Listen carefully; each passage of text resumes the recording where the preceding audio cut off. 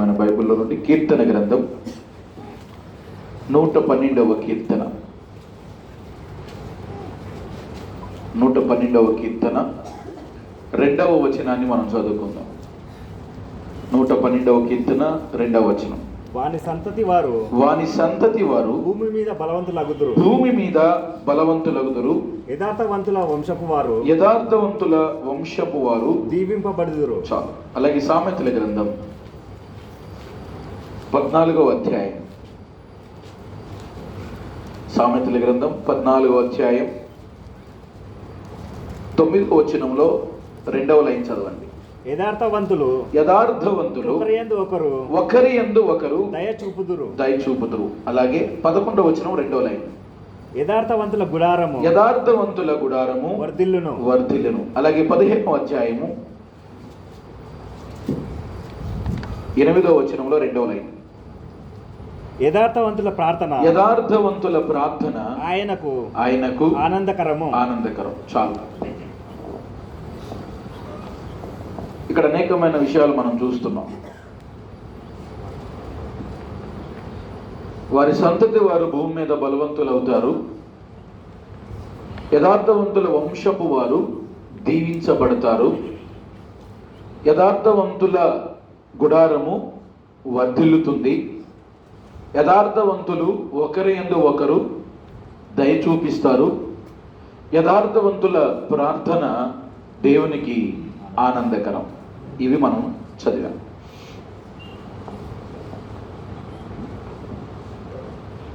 ఈ ఉదయకాలం దేవుని సన్నిధిలో మనం కూడి ఉంటున్నప్పుడు నేనెవరు, ఆయన సన్నిధిలో నేను కూర్చుని ఉండగా ఎటువంటి వాడిగా, ఎటువంటి దానిగా ఆయన సన్నిధిలో నేను కూర్చున్నాను. అక్కడ చెప్తున్న మాట ఏంటంటే వారి సంతతి వారు బలవంతులు అవుతారు అని అంటున్నాడు. యథార్థవంతుల వంశపు వారు దీవించబడతారు అంటున్నాడు. యథార్థవంతులైన వారు ఒకరి యందు ఒకరు దయ చూపిస్తారు అంటున్నాడు. యథార్థవంతుల గుడారము వర్ధిల్లుతుంది అని అంటున్నాడు. యథార్థవంతుల ప్రార్థన ఆయనకి ఆనందం అంటున్నాడు. ఒక్క మాట ఆలోచన చేయండి. చాలా సంవత్సరాల నుండి మనము సంఘానికి నడిపించబడుతున్న వారంగా ఉంటున్నాం.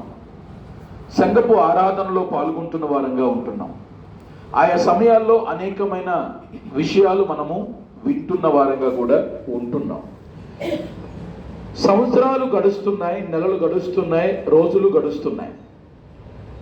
మనం ఏ విషయంలోనైనా వర్ధిల్లిన వారుగా, దేవుని దృష్టిలో వర్ధిల్లుతున్న వారంగా మనం కనబడుతున్నామా? వాక్యం చెప్తుంది యథార్థవంతుల వంశము వారు దీవించబడతారు. నేను దీవించబడడం అంటే ఇల్లు మీద ఇల్లు కట్టడమో లేతే వాహనములు కొనడమో దాని గురించి నేను మాట్లాడట్లా. ఆత్మీయముగా దీవించబడడం. హల్లెలూయా. ఆత్మీయముగా దీవించబడడం. అలాగే ఆత్మీయంగా ఒకరి యందు ఒకరు దయ చూపించడం. ఆ గుడారము చూస్తే ఎలా ఉందనంట, వర్ధిల్లుతున్నదిగా ఉంటుంది. ఈరోజు మనందరం కలిసి ఎవరు వారి ఇంట్లోకి వెళ్ళిపోదాం. ఎక్కడికి వెళ్దాం చెప్పండి. అందరం ఇప్పుడు కలవకుర్తి సంఘంలోకి వచ్చాం. సంఘంలో కాదు, మన ఇళ్లలోకి వెళ్దాం. ఈరోజు మన ఇల్లు వాతావరణం ఏ విధంగా ఉంది?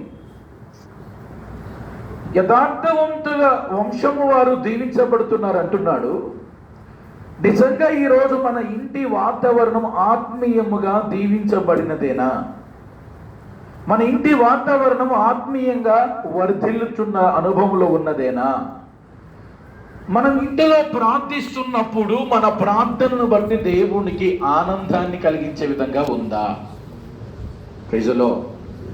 వారి సంతతి వారు, యథార్థవంతుల వారి యొక్క సంతతి వారు భూమి మీద ఎలాంటి వారంట? బలహీనులు కాదు. ఎవరు వారు? బలవంతులు. ఈరోజు ఒకప్పుడు నీవు నేను బలహీనురాలమే. కానీ ఉచితమైన కృప ద్వారా దేవాది దేవుడు మనల్ని ప్రేమించి తన కుమారుడైన యేసుక్రీస్తు ప్రభు యొక్క శిలువ మరణం ద్వారా పాపపు మరణపు బంధకం నుండి మనల్ని విమోచింపచేసి ఆయనలో ఒక నూతన సృష్టిగా చేసి ఆయనలో మనల్ని ఏం చేశాడంటే బలవంతుల్ని చేశాడు. ఆమేన్. నమ్ముతున్నారా? ఒకప్పుడు నేను బలహీనుడనండి, ఒకప్పుడు పాపినండి, ఒకప్పుడు మరణంలో ఉన్నవాడనండి, ఒకప్పుడు చీకట్లో ఉన్నవాడనండి, ఒకప్పుడు యథార్థత లేనివాడను, సత్యం లేనివాడను, జీవం లేనివాడను, చీకట్లో ఉన్నవాడను, మరణకరమైన పరిస్థితిలో బంధించబడిన వాడుగా దానిగా ఉన్నవాడను ఉన్నదానను. కానీ ఆ మహోన్నతుని యొక్క మహాకృప నన్ను మరలా ఏం చేసింది? ఈ బలహీనుని బలపరిచింది. ఈ మరణంలో ఉన్నవాడిని జీవములోనికి నడిపించింది. ఈ చీకట్లో ఉన్నవాడిని వెలుగులోనికి నడిపించింది. ఈ అబద్ధికుణ్ణి యథార్థవంతుడిగా సత్యవంతుడిగా మార్చింది. ఆమేన్. ఇది నమ్ముతున్నారా? ఏమండి, నమ్ముతున్నారా? ఈ మాటను మీరు నమ్ముతున్నట్లయితే, ఈ మాటను మీరు విశ్వసిస్తున్నట్లయితే, క్రీస్తు ద్వారా నేను యథార్థవంతుడనయ్యాను, క్రీస్తు ద్వారా నేను సత్యవంతుడును సత్యవంతురాలనయ్యాను, క్రీస్తు ద్వారా నాకు నూతన జన్మము దొరికింది, క్రీస్తు ద్వారా నేను వెలుగులోనికి వచ్చాను, ఇప్పుడు క్రీస్తు ద్వారా నా ప్రయాణాన్ని నేను కొనసాగిస్తున్నానన్నటువంటి విశ్వాసము ఒక్కొక్కరిలో ఉంటే చెప్తున్నాను, మీ ఇల్లు నిజంగా వర్ధిల్లుతుంది, మీ జీవితం నిజంగా ఆత్మీయంగా వర్ధిల్లుతుంది. ఒక్క మాట చెప్పు, వర్ధిల్లుతున్నదా? వర్ధిల్లుచున్న అనుభవంలో ఉన్నదా? యథార్థవంతుల వంశపు వారు దీవించబడతారన్నాడు. నేను ఇంకొక మాట కూడా మీకు చెప్తాను. ఈరోజు 2 కుటుంబాలను మీకు జ్ఞాపకం చేస్తా. అయితే ఒక విషయం ఆలోచన చేయండి. దేవుడు అబ్రహాము విగ్రహారాధికుడిగా ఉంటున్నటువంటి సమయంలో ఆ విగ్రహారాధికుడైనటువంటి అబ్రహామును సందర్శించి దర్శించి, నేను చూపించు దేశమునకు నువ్వు ప్రయాణమైపో, నీ ఇంటిని నీ దేశమును నీకున్న సమస్తమును విడిచిపెట్టి వెళ్ళిపో అని చెప్పగానే సమస్తము విడిచిపెట్టి దేవుని మాటకు లోబడి విశ్వాసముతో తను ప్రయాణం చేస్తున్నాడు. అలాగే తనకు వాగ్దానము చేయబడినటువంటి కుమారుడైన ఇస్సాకు పుట్టాడు. అలాగే ఇస్సాకులో నుండి యాకోబు ఏశావు పుట్టాడు. ఒక మాట చూడండి, అబ్రహాముతో దేవుడు వాగ్దానం చేశాడు. ఏమని? నీ సంతతిని నేను ఆశీర్వదిస్తాను, నీ సంతతిని నేను దీవిస్తాను, ఆకాశ నక్షత్రం వలె భూమి మీద ఇసుక రేణుగుల వలె నేను ఆశీర్వదిస్తా, దీవిస్తాను, వర్ధిల్లింపజేస్తాను అని అబ్రహాముకు దేవుడు వాగ్దానము చేశాడు. హల్లెలూయా, హల్లెలూయా. అంటే దేవుడు అబ్రహాముకు వాగ్దానం చేసినప్పుడు ఆ మాటను అబ్రహాము నమ్మి విశ్వసించి ఎక్కడికి వెళుతున్నానో ఎరగకుండానే విశ్వాసముతో తన ప్రయాణాన్ని కొనసాగిస్తున్నట్టుగా చూస్తున్నాం. అబ్రహాములోకి ఏ విశ్వాసం అయితే వచ్చిందో, అబ్రహాము ఏ ప్రయాణం అయితే చేస్తున్నాడో, అబ్రహాము దేవుని ఎదుట ఏ విధంగా నీతిమంతుడిగా ఎంచబడిన వాడై ఉన్నాడో, అబ్రహాము ఏ విధంగా దేవునికి స్నేహితుడిగా మారిపోయాడో, విశ్వాస వీరుడిగా కనపడ్డాడో, అదే ధోరణి, అదే విశ్వాసము, అదే ప్రయాణము ఇస్సాకులో కూడా వచ్చింది. ఎట్లా వచ్చిందండి? ఎట్లా వచ్చింది?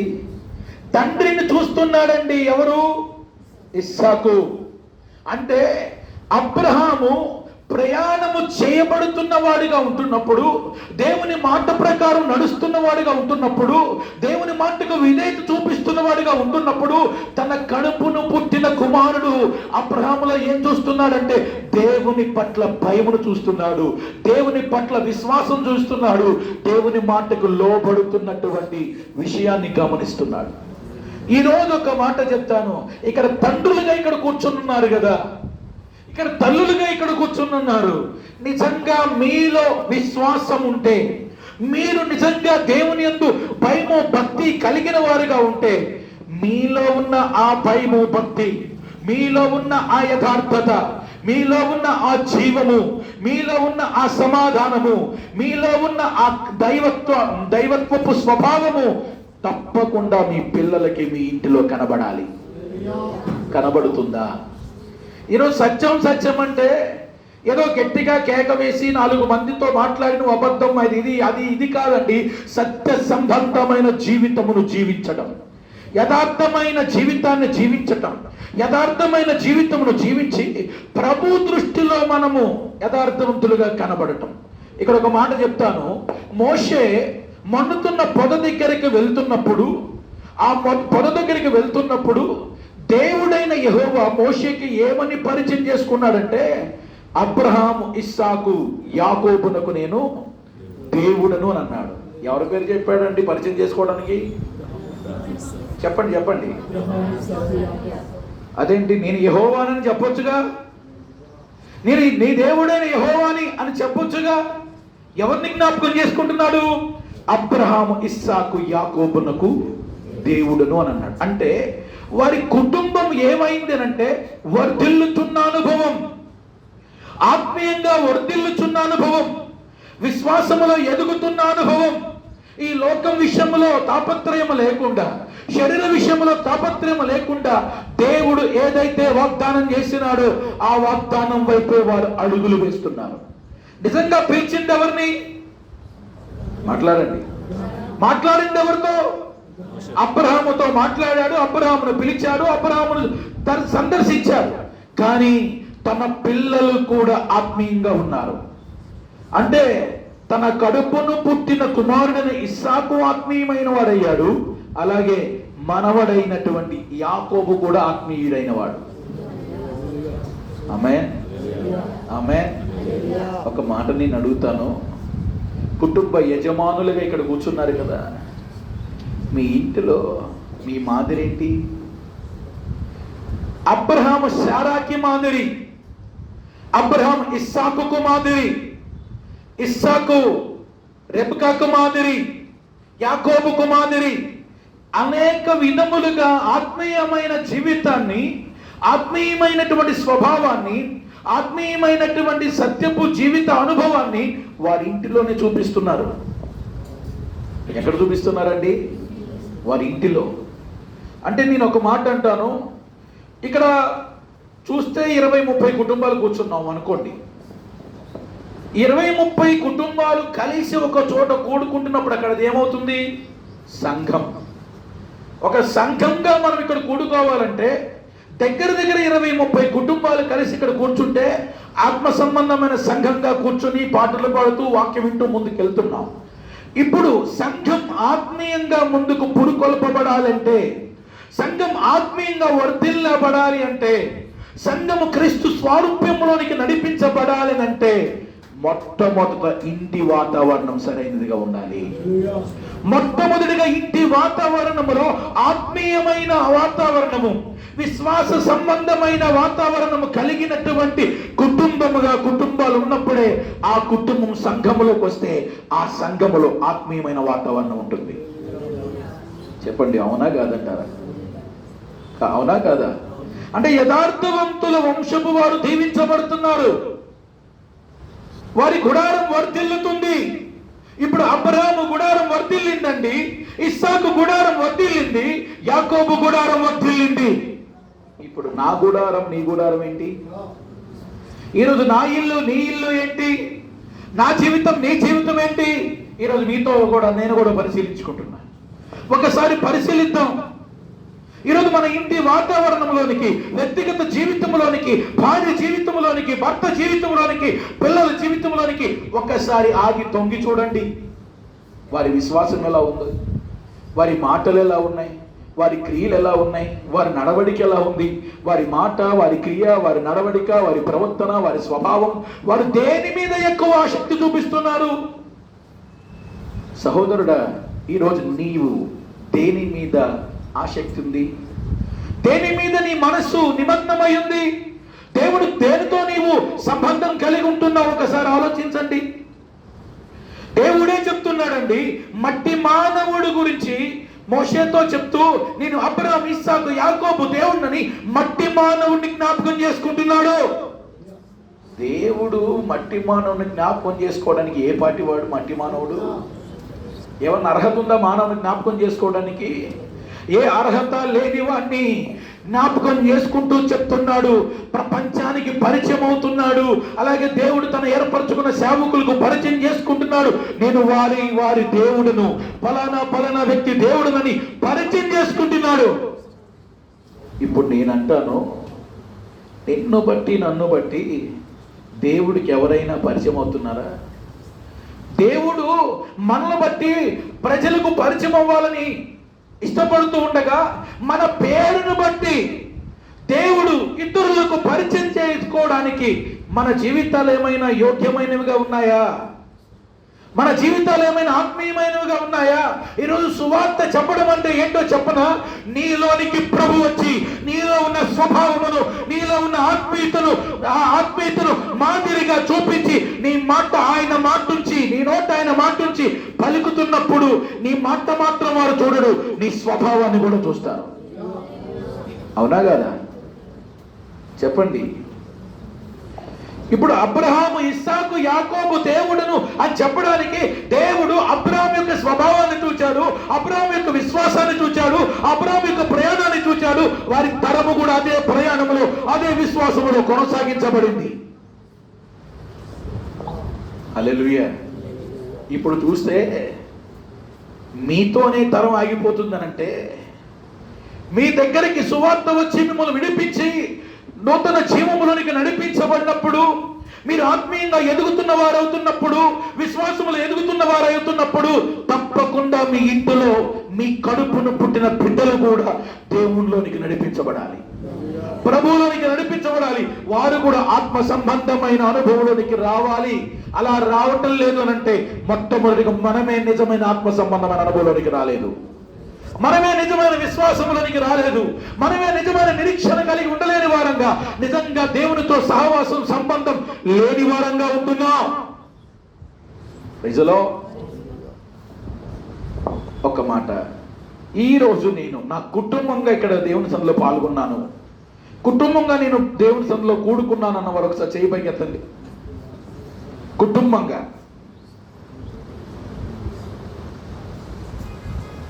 ఒకరు, ఇద్దరు, ముగ్గురు ఉన్నారు.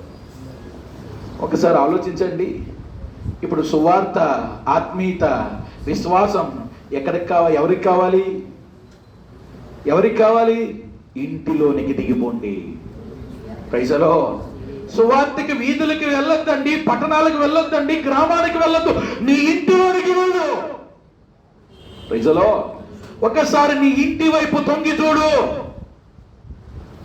ప్రైజలో నీ ఇంటి వైపు తొంగి చూస్తున్నప్పుడు చీకట్లోనికి వెళ్ళిపోతున్న నీ కడుపును పుట్టిన బిడ్డలను చూడు, చీకట్లోనికి వెళ్ళిపోతున్న నీ భార్యను చూడు, చీకట్లోనికి వెళ్ళిపోతున్న నీ భర్తను చూడు, చీకట్లోనికి వెళ్ళిపోతున్నటువంటి నీ సహోదరులు, నీ రక్త సంబంధులు చూడు. చూస్తున్నారా? చూస్తున్నారా? చూస్తుంటే మీకేమవుతుంది? చూస్తుంటే మీకు ఏమవుతుంది? అయ్యో నేను జీవంలోకి వచ్చాను, వారు జీవంలో లేరే. అయ్యో నేను యథార్థవంతుడిగా, నేను ప్రభు ద్వారా మార్చబడ్డాను, వారు యథార్థతలో లేరే, సత్యములో లేరే, జీవములో లేరే, వెలుగులో లేరే అన్న భారం ఉందా? అన్న వేదన, దుఃఖం, ప్రయాస ఎక్కడండి? ప్రైజలో నా ఇంటి ఆత్మీయ వాతావరణం కొరకు, నా ఇంటి క్షేమం కొరకు, నా ఇల్లు ఆత్మీయంగా వర్ధిల్లడం కొరకు, నా ఇంటిలో నేను రోజుకు కనీసం గంటన్నర నా ఆత్మీయ కుటుంబాన్ని కట్టుకోవడం కొరకు, ఆత్మీయంగా నా ఇంటి చుట్టూ ప్రాకారమును ఏర్పరచుకోవడం కొరకు, ఆత్మీయంగా నా ఇంటిని వర్ధిల్లింప చేసుకోవడం కొరకు, నా ఇంటిలో ప్రభు సింహాసనం స్థాపించుకోవడం కొరకు నేను ప్రభు సన్నిధిని అనుభవిస్తున్నానన్న యజమానులు ఇక్కడ ఉన్నారా? ఉన్నారా? కనీసం గంటన్నర ప్రభు సన్నిధి రోజుకు అనుభవించేవారు ఉన్నారా? ప్రైజలో ఈరోజు ఆత్మ సంబంధమైన వాతావరణం ఇంటిలో కలగకపోవడానికి, ఆత్మ సంబంధమైన దీవెన, ఆత్మ సంబంధమైన వర్ధిల్లడం అనేది మనలో లేకపోవడానికి గల కారణం ఒక్కటే, ప్రభుతో సమయమును గడపలేకపోవడం, ప్రభుని మన జీవితాల్లోనికి, మన ఇంటిలోనికి ఆహ్వానించకపోవడం, ప్రభు చేయు కార్యమును, ప్రభు చెప్పుతున్న మాటలకు విధేయత చూపకపోవడం బట్టేనండి ఇంటి వాతావరణం విచ్ఛిన్నమవుతా ఉంది.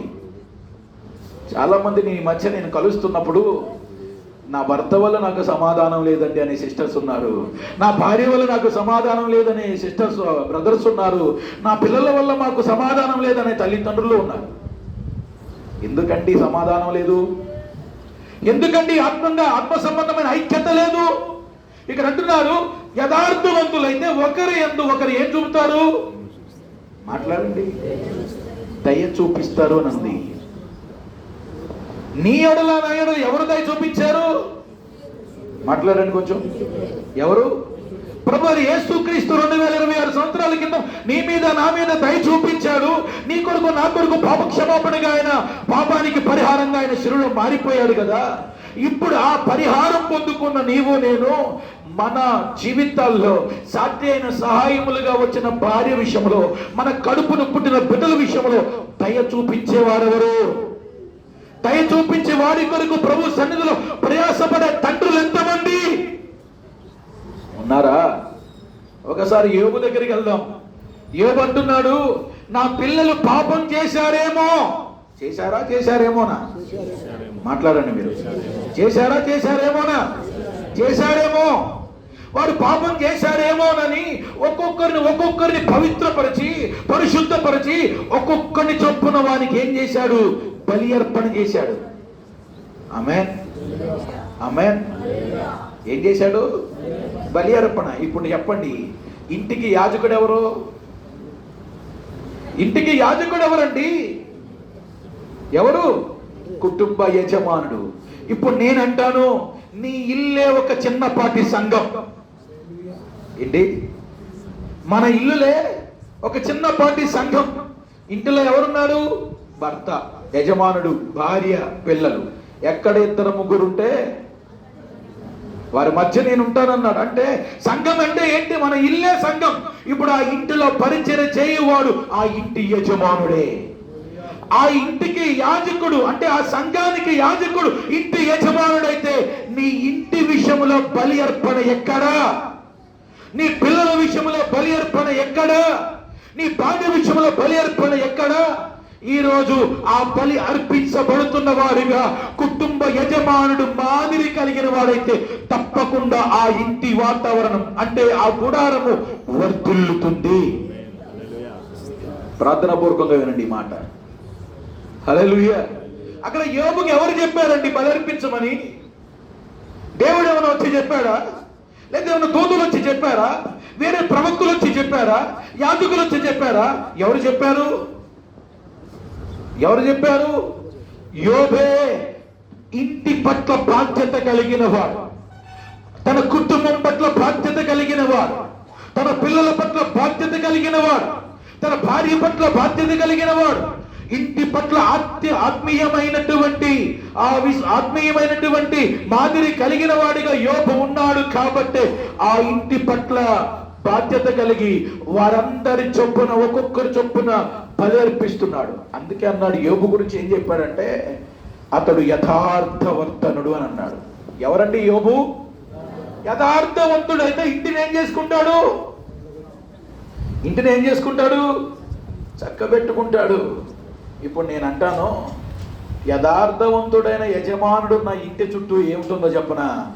దేవుని కంచె ఉంటుంది. దేవునికి స్తోత్రం చెప్తాం. ఏముంటుంది?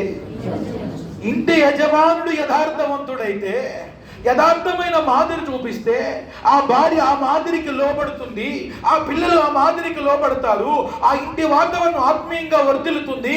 ఆ వర్ధిల్లుతున్న ఆ ఇంటి చుట్టూ దేవుని కంచె ఉంటుంది. ఇప్పుడు ఒక మాట మీతో అంట, మీ ఇంటి చుట్టూ దేవుని కంచె ఉందా? మీ ఇంటి చుట్టూ దేవుని కంచె ఉందా? మీ ఇంటిలో ఆత్మ సంబంధమైనటువంటి వాతావరణం కలిగి ఉంటున్నప్పుడు దేవుని యొక్క మహా కాపుదల తప్పకుండా ఉంటుంది. సాతాన్ అనేకమైన విధములుగా మీ మీద ప్రభావితం చేయడానికి వచ్చినప్పటికీ కూడా ఆ సాతాను ప్రభావం తిప్పుకొట్టే కంచె వేసుకోవాల్సిన బాధ్యత మనదే. హల్లెలూయా. ఆ యథార్థవంతుడైనటువంటి యోబు యొక్క భక్తి జీవితాన్ని బట్టి, యథార్థవంతుడైన యోబు యొక్క విశ్వాసాన్ని బట్టి, అతడు నడుచుకున్నటువంటి ఆ దైవికమైన స్వభావాన్ని బట్టి దేవుడు ఆ ఇంటి చుట్టూ కంచె వేశాడండి. Praise the lord. అందుకే అబ్రహాముతో నేను ఆశీర్వదిస్తా, నీ సంతానాన్ని ఆశీర్వదిస్తా. అబ్రహాము, ఇస్సాకు, యాకోబు తరతరములు ఆశీర్వదించబడ్డాయి. మత్తయి సువార్త 1వ అధ్యాయము 1వ వచనం. మత్తయి సువార్త 1వ అధ్యాయం 1వ వచనం.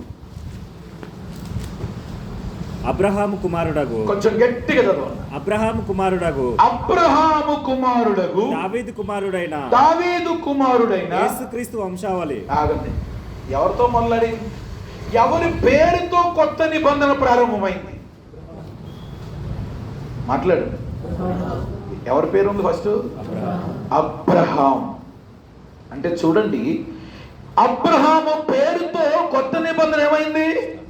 ప్రారంభమైంది. అంటే అబ్రహాముని జ్ఞాపకం చేసుకుంటున్నాడు కొత్త నిబంధనలో. అబ్రహాము యొక్క జీవితం, అబ్రహాము యొక్క విశ్వాసం, అబ్రహాము నుండి దేవుడు ఎక్కడికి వచ్చాడు? యేసుక్రీస్తు ప్రభు యొక్క జన్మ వంశావళి వరకు, అంటే యేసుక్రీస్తు ప్రభు జన్మం వరకు ప్రస్తావించబడుతూ ఉంది. అంటే అప్పటి నుండి, అబ్రహాము నుండి యేసుక్రీస్తు ప్రభు వరకు కూడా ఆ వంశము వారు ఏమవుతున్నారంటే ఆశీర్వదించబడుతున్నారు, వర్ధిల్లుతూ ఉన్నారు, దీవించబడుతున్నారు. ఇల్లు పొలాలతో కాదు నేను చెప్తుంది, ఆత్మీయంగా దీవించబడుతున్నారు. ఎక్కడి వరకు? అబ్రహాం మొదలుకొని యేసుక్రీస్తు ప్రభు వరకు కూడా ఆ తరతరముల వంశములలో నుండి, ఆ తరతరముల నుండి దీవించబడుతూ, వర్ధిల్లించబడుతూ, చివరికి జగద్రక్షకుడైన యేసుక్రీస్తు ప్రభువే ఆ వంశములలో నుండి రావడానికి కారణమైంది. హల్లెలూయా. అయితే ఈ రోజు మన జీవితాల్లో నుండి ప్రభు వస్తున్నాడా? మన ఇంటిలో నుండి ప్రభు వస్తున్నాడా? మన సంతతిలో నుండి ప్రభు వస్తున్నాడా? పరిచయం అవుతున్నాడా? ప్రపంచానికి పరిచయం అవుతున్నాడా? హల్లెలూయా. ఒకసారి లోతుగా ఆలోచించుకోండి. మన ఇంటి చుట్టూ ఆత్మ సంబంధమైన వాతావరణం, మన ఇంటి చుట్టూ దేవుని కంచె ఉంటే తప్పకుండా ఆ కుటుంబాన్ని దేవుడే ఆత్మీయంగా వర్ధిల్లింపజేస్తాడు. వారు వర్ధిల్లారు కాబట్టే, వారు విశ్వాస వీరులు కాబట్టే, వారు దేవుని యొక్క యథార్థవంతులు కాబట్టే వారిని ఈరోజు మన ముందు మాదిరిగా ఉంచాడు దేవుడు. బైబిల్లో కొంతమంది పేర్లు ఉన్నాయి అని అంటే, ఒకరిని, కొందరినేమో మాదిరి తీసుకోవడానికి, కొందరినేమో దృష్టాంతంగా తీసుకోవడం కొరకు, కొంతమందిని మాదిరిగా తీసుకుని ఆ మాదిరిని వెంబడించమని, కొంతమందినేమో ఆ దృష్టాంతంగా తీసుకుని వారిని ఏమాత్రం వెంబడించొద్దు అని. కానీ ఇప్పుడు వీళ్ళని వెంబడించాలా లేకపోతే ఆగిపోవాలా? వెంబడించాలి. మనం కూడా ఆత్మ సంబంధమైన అబ్రహాము యొక్క సంతానముగా రక్షణ పొందిన వారమైనట్లయితే తప్పకుండా ఆ విశ్వాసపు అడుగు జాడల్లో మనం కూడా నడిపించబడుతూ మన ఇంటిని మనము కట్టుకుంటున్న వారమై ఉండాలి. మన ఇంటి వాతావరణమును ఆత్మీయమైన వాతావరణముగా చక్కదిద్దుకోవాల్సిన బాధ్యత మన మీద ఉంది. దీపం ఉన్నప్పుడే మాట్లాడండి. దీపం లేకపోతే చెప్పండి. దీపం అంటే ఏం దీపం? ఈ శరీరంలో బతికున్నప్పుడే ఇంటి గురించి ఆలోచించు. ఏంటి? ఈ శరీరంలో బ్రతికున్నప్పుడే ఇంటి గురించి ఆలోచించు. ఒకడండి భూమి మీద ఉన్నప్పుడు తినుచు తాగుతూ సుఖపరమైన జీవితాన్ని జీవిస్తూ మన సన్నని నారపు వస్త్రములు ధరించుకుంటూ భయంకరముగా లోక సుఖములు అనుభవిస్తున్న వాడిగా ఉండి చచ్చాడు. చచ్చి నరకానికి వెళ్ళిపోయి అంటున్నాడు, భూమి మీద నాకు ఎవరున్నారు? అన్నదమ్ములు ఉన్నారు, వారికి వెళ్ళి సువార్త చెప్పండి అన్నాడు. ఎప్పుడు రావాలా భారం? మాట్లాడండి.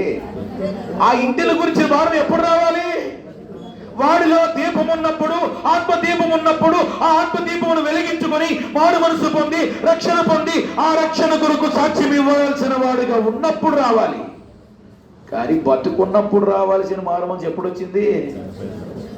అయ్యా చచ్చిపోయి నాకు మారు మనసు లేదయ్యా, మారు మనసు ఇప్పుడే ఉంది. ప్రైజ్లో హల్లెలూయా.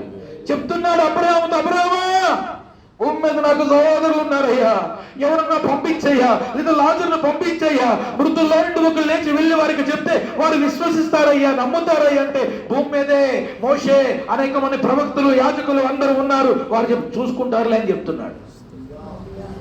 ఆమేన్. అంటే భూమి మీద ఉన్నప్పుడు అన్నదమ్ముల గురించి పట్టింపు ఉందా? తన ఇంటి గురించి పట్టింపు ఉందా? ఇప్పుడు మీతో సూటిగా అడుగుతున్నా, నిజంగా మీ ఇంటి గురించి మీకు పట్టింపు ఉందా? జ్ఞానవంతురాలు జ్ఞానవంతురాలు ఇల్లును కట్టుకొనును. అమ్మ, జ్ఞానవంతురాలేనా మీరు? జ్ఞానవంతురాలేనా మీరు? యోబు యథార్థవంతుడిగా కనబడుతుంటే, యోబు దేవుని ఎదుట నమ్మకస్తుడిగా కనబడుతుంటే, సాతానికే దేవుని పక్షంగా సవాలుగా తన జీవితం ఉంటే, భార్య వచ్చి అంటుంది, ఎంతకాలం ఈ యథార్థత కలిగి ఉంటావు, ఎంతకాలం విశ్వాసం అంటావు, ఎంతకాలం దేవుడు దేవుడు అంటావు, ఇప్పుడైనా దేవుడిని దూషించి నీ యథార్థను విడిచిపెట్టి చచ్చిపో. నీ యజమానుడు యథార్థతలో ఉండకపోవడానికి, నీ యజమానుడు సత్యంలో ఉండకపోవడానికి, నీ యజమానుడు విశ్వాసం ప్రయాణంలో కొనసాగించకపోవడానికి గల కారణం ఏంటో చెప్పనా? కొంతమంది యోబు లాంటి భార్యలు వారికి ఉండడం బట్టి. హల్లెలూయా. ఆ భార్యలు అట్లా ఎందుకయ్యారు? సరైన మాదిరి, సరైన విశ్వాసం భర్తలు చూపించకపోవడం బట్టి. నేను ఇద్దరినేది అంటున్నా, ఒకళ్ళంటున్నా. ఇద్దరిలో తప్పుంది. నీ వాతావరణం, నీ పిల్లల భవిష్యత్తు, మీ పిల్లల ఆత్మీయ జీవితాన్ని, మీ పిల్లల విశ్వాసపు ప్రయాణపు జీవితాన్ని ఆటంకంగా ఉంది ఇంటిలో ఉన్న తల్లి తండ్రే. కేవలం నీవే.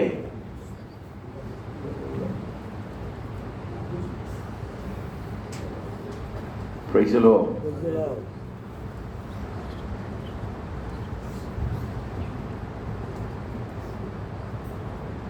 ఇంకొక మాట అంటాను, నేను నా ఇంటి వారు మానక రోజు కుటుంబంగా ప్రార్థన చేస్తాం. భార్యాభర్తలను కూర్చొని, పిల్లలను కూర్చొని తప్పకుండా ప్రార్థనలో మేము ఉంటాం అన్నవారు ఒకసారి చేయి పైకి ఎత్తండి.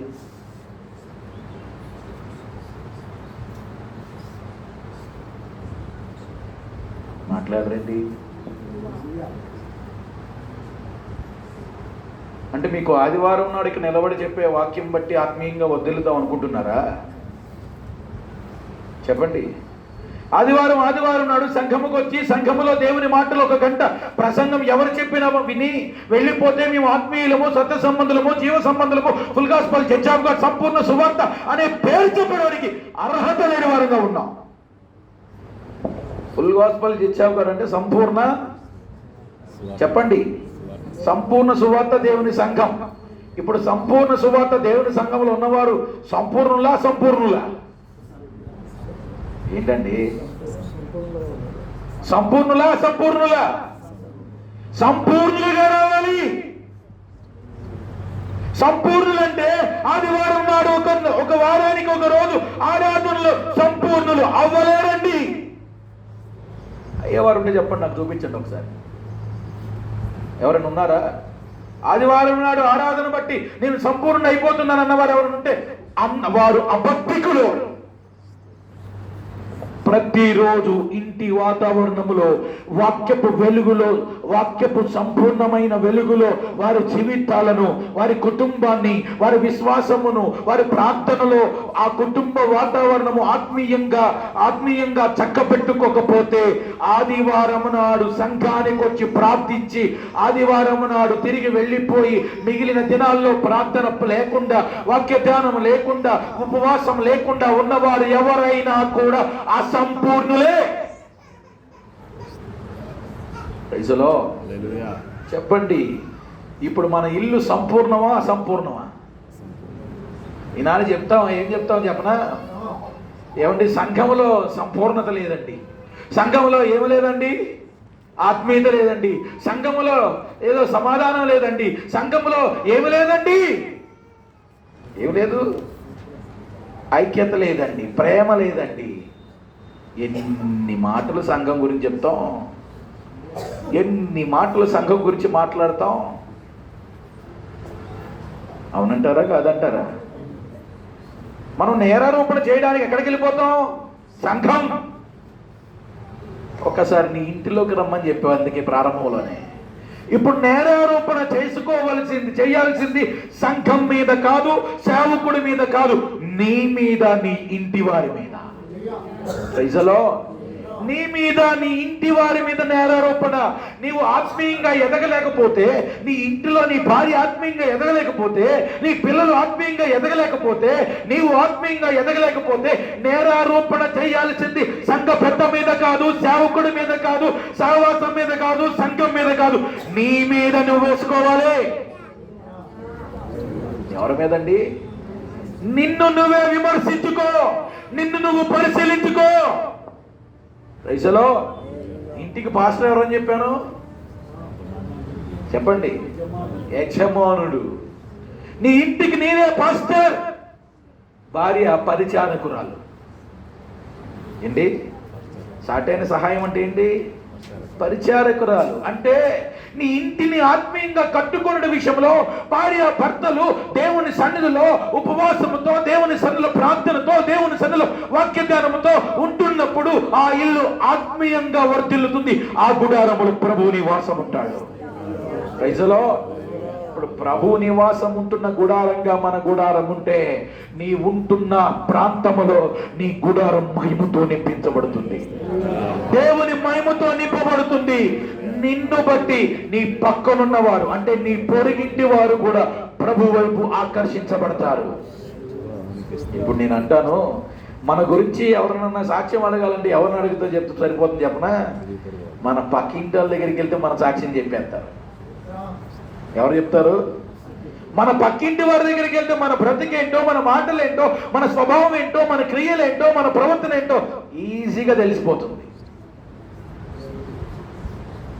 అవునా కాదా? అంటే మన కుటుంబం మన పక్కింటి వారికైనా సాక్ష్యమైన కుటుంబంగా, ప్రభువుని మహిమపరిచే కుటుంబంగా, ప్రభుని ఘనపరిచే కుటుంబంగా, ప్రభుని ప్రేమించే కుటుంబంగా, ప్రభుని కలిగి ఉన్న కుటుంబంగా ఉందా? ఉందా? ప్రైజ్లో ఇప్పుడు చూద్దాం. 2 కుటుంబాలు అన్నాం కదా, వెళ్దాం. చూడండి, ఆదికాండం 6వ అధ్యాయం. ఆదికాండము 6వ అధ్యాయం. అందరూ కూడా ప్రార్థనా పూర్వకంగా వినండి. ఆదికాండం 6వ అధ్యాయము 17వ వచనంలో చివరి భాగం చదవండి. చివరి లైన్, 17వ వచనంలో చివరి లైన్. లోకమందున్న సమస్తమును చనిపోవును, అయితే నీతో నా నిబంధన స్థిరపరచుదును. చాలు. ఈ మాట ఎవరితో చెప్తున్నారంటే, జీవము గల దేవుడు నోవాహుతో మాట్లాడుతున్నాడు. ఏమనంటే, లోకములో ఉన్న సమస్తము ఏమవుతుంది? చనిపోతుంది. అయితే నేను నీతో ఏం చేసుకుంటున్నానంటే నిబంధన చేసుకుంటున్నాను, అది స్థిరపరుస్తానని చెప్తున్నాడు. జాగ్రత్తగా వినండి. అంటే ఆ తరము వారిలో నిందారహితుడుగాను, నీతిపరుడుగాను, యథార్థవంతుడుగాను, దేవుని దృష్టిలో కనబడిన వాడిగా ఉన్నాడు నోవాహు. ఇప్పుడు ఆ నోవాహు దగ్గరికి వచ్చి ప్రభు అంటున్నాడు, లోకం సమస్తం అంతా చనిపోతుంది, లోకం సమస్తం అంతా చనిపోతుంది, కానీ నీతో మాత్రం నేనేం చేసుకుంటున్నాను అన్నాడంటే నిబంధన. ఆమేన్, హల్లెలూయా. ఈ ఒక్క మాటను ఒక్కసారి ఆలోచించండి. ఇది ఆలోచించినప్పుడు నాకు చాలా దుఃఖం వచ్చింది. లోకం సమస్తము చనిపోతున్నప్పుడు, కానీ ఒకడితో దేవాది దేవుడు చెప్తున్నాడు, నేను నీతో నిబంధన చేసుకుంటున్నా, అది స్థిరపరుస్తానంటున్నాడు. అంటే లోకమంతా కూడా నాశనమునకు పొంచి ఉన్నటువంటి స్థితిలోనికి వెళ్ళిపోతుంటే, నాశనకరమైన పరిస్థితుల్లోనికి వెళ్ళిపోతున్నప్పుడు, ఉగ్రతలోనికి వెళ్ళిపోతున్నప్పుడు, ఒక్కడు మాత్రం నిబంధనకు కారకుడవుతున్నాడు, దేవుడితో ఒక నిబంధన చేసుకుంటున్నాడు. ఎంత గొప్ప భాగ్యం అండి అది. అంటే ప్రపంచమంతా కూడా నాశనంలోకి వెళ్ళిపోతుంటే ఒక్కడు మాత్రం నాశనం కావటం లేదంట. ఆమేన్. నిజంగా చెప్పండి, ఆ వ్యక్తి ఎవరు? ఇంటిలో యజమానుడు. జాగ్రత్తగా గమనించండి. ఒక ఇంటికి అతడు ఎవరు? యజమానుడు. ఈ లెక్కలు చూడండి. ఒక ఇంటికి యజమానుడు నీతిపరుడుగాను, దైవ భయము కలిగిన వాడుగాను, యథార్థవంతుడుగాను, దేవునితో నడుస్తున్న వాడుగాను, ఆ తరములో పాపానికి చోటివ్వకుండా, లోకానికి చోటివ్వకుండా తన్ను తాను భద్రపరుచుకుంటున్నప్పుడు, తన్ను తాను పవిత్రపరుచుకుంటున్నప్పుడు జీవము గల దేవుడే వచ్చి తనతో మాట్లాడుతున్నాడు. ఎంత గొప్ప ధన్యత! జీవము గల దేవుడే వచ్చి నోవాహుతో మాట్లాడుతున్నాడు. నోవాహా, నేను నీతో నిబంధన చేస్తున్నా, నేను నీతో నిబంధన చేస్తున్నా. ఇప్పుడు నేను ఒక మాట అంట, లోకంలో ఎంతో మంది ఉన్నారు కదా, 140 కోట్ల మందికి పైగా మన దేశంలో ఉన్నారు. 700 కోట్లకు పైగా ప్రపంచ నలుమూలల ప్రజలు ఉన్నారు. ఆ ప్రజలు ఎంతో మంది ఉండగా ఈరోజు నీవు నేను మాత్రమే ఇక్కడ ఎందుకు కూర్చున్నావో తెలుసా? నీతో నాతో ప్రభు నిబంధన చేసుకున్నాడు. ఏం చేసుకున్నాడు? నిబంధన. పైసలో నీవు నేను పాపములో చీకట్లో ఉన్నప్పుడు దేవుని సువార్త మనకు వినబడగానే ఆ మాటకు విధేయత చూపించి, ఆ మాటకు లోబడి మారు మనసు పొంది, రక్షణ పొంది, కొత్త జన్మ అనుభవంలోకి వచ్చిన మనతో దేవుడు ఏం చేస్తున్నాడు? నిబంధన చేస్తున్నాడు. సమస్తము నాశనం అవుతుంది, సమస్తము చీకట్లోనికి వెళ్తుంది, సమస్తం మరణకరమైన పరిస్థితుల్లోకి వెళ్తుంది. కానీ నేను నీతో ఒక నిబంధన చేస్తున్నా. హల్లెలూయా.